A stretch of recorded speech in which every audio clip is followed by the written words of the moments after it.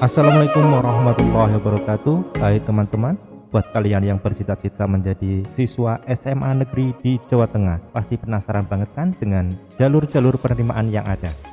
Di video ini saya bakal bongkar semuanya. Nah, ada juga lengkap tentang 4 jalur utama penerimaan peserta didik baru SMA negeri di Jawa Tengah, yaitu zonasi, afirmasi, perpindahan orang tua, dan prestasi. Jadi buat kalian yang mau mendaftar ke SMA negeri di Jawa Tengah, wajib banget nonton video ini sampai akhir. Oke, langsung saja kita masuk ke pembahasannya.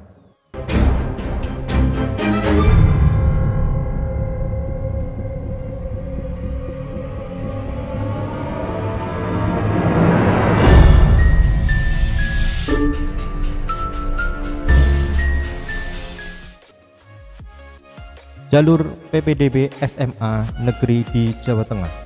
Jalur PPDB SMA yaitu zonasi, afirmasi, perpindahan orang tua, dan prestasi. Jalur PPDB SMA negeri dilaksanakan melalui jalur sebagai berikut. Yang pertama, jalur zonasi. Jalur zonasi terdiri atas zonasi reguler dan zonasi khusus. Zonasi adalah pembagian wilayah calon peserta didik berdasarkan jarak atau radius domisili sesuai alamat pada kartu keluarga dengan satuan pendidikan yang ditetapkan oleh Kepala Dinas Pendidikan dan Kebudayaan Provinsi Jawa Tengah berdasarkan usulan Kepala Satuan Pendidikan dengan melibatkan MKKS SMA Kabupaten atau Kota di Jawa Tengah. Titik ordinat satuan pendidikan yang dimaksud adalah gerbang utama satuan pendidikan yang bersangkutan. Titik ordinat calon peserta didik berdasarkan alamat domisili kartu keluarga yang telah diterbitkan atau telah tinggal paling singkat 1 tahun. Sekolah memprioritaskan peserta didik yang memiliki kartu keluarga dalam zona pada satu wilayah kabupaten atau kota yang sama dengan sekolah asal atau jenjang sebelumnya. Calon peserta didik yang wajib diterima melalui jalur zonasi paling sedikit 55% dari daya tampung yang dilakukan seleksi berdasarkan jarak terdekat domisili calon peserta didik yang bersangkutan dengan sekolah.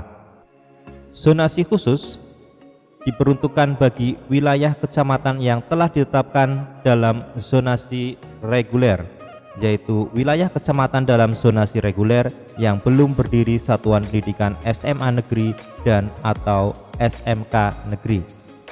Kuota zonasi khusus sebagaimana tersebut paling banyak 12% dari daya tampung yang merupakan bagian di dalam kuota jalur zonasi, paling sedikit 55% dari daya tampung. Berikutnya adalah jalur afirmasi. Jalur afirmasi diperuntukkan bagi calon peserta didik yang berasal dari keluarga ekonomi tidak mampu, anak panti, dan anak tidak sekolah atau ATS. Calon peserta didik yang wajib diterima melalui jalur afirmasi paling sedikit 20% dari daya tampung sekolah. Calon peserta didik yang berasal dari keluarga ekonomi tidak mampu dibuktikan dengan yang pertama, kepesertaan dalam program Indonesia Pintar atau PIP berdasarkan data pokok pendidikan atau telah terdata dalam data terpadu kesejahteraan sosial atau DTKS serta telah diverifikasi dan divalidasi pada DT Jateng prioritas 1, prioritas 2, dan prioritas 3. Berikutnya jalur perpindahan tugas orang tua atau wali. Jalur PPDB perpindahan tugas orang tua atau wali, yakni jalur yang disediakan bagi calon peserta didik yang mengikuti perpindahan tugas orang tua atau wali yang dibuktikan dengan surat penugasan orang tua atau wali. Perpindahan tugas orang tua atau wali yang digunakan sebagai dasar seleksi dalam jalur perpindahan tugas orang tua paling lama 1 tahun sebelum tanggal pendaftaran PPDB. Perpindahan tugas yang dimaksud adalah perpindahan tugas sekurang-kurangnya antar kabupaten atau kota. Calon peserta didik pada jalur tugas orang tua atau wali yang diterima paling banyak yaitu 5% dari daya tampung yang tersedia pada satuan pendidikan.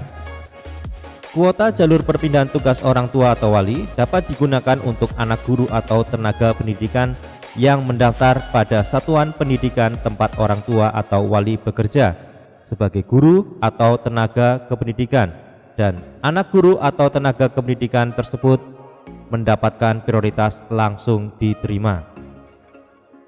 Kuota bagi anak guru atau tenaga kependidikan paling banyak sebesar 2% dari daya tampung yang merupakan bagian di dalam kuota jalur perpindahan tugas atau orang tua. Berikutnya jalur prestasi.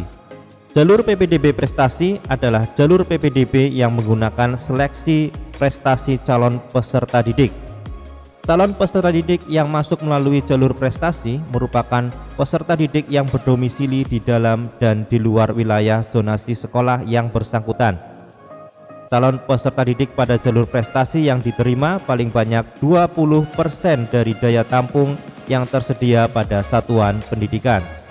Komponen penilaian yang menjadi dasar dalam penghitungan nilai akhir pada jalur prestasi berdasarkan penghitungan nilai rapor semester 1 sampai dengan semester 5, ditambah dengan bobot nilai prestasi hasil perlombaan dan atau penghargaan di bidang akademik maupun non-akademik pada tingkat internasional, tingkat nasional, tingkat provinsi, dan atau tingkat kabupaten atau kota. Baik teman-teman, demikian tadi informasi tentang jalur-jalur penerimaan peserta didik baru SMA Negeri di Jawa Tengah yang dapat saya sampaikan. Terima kasih, semoga bermanfaat bagi yang mau melanjutkan pendidikan ke SMA Negeri di Jawa Tengah. Sampai jumpa di video selanjutnya.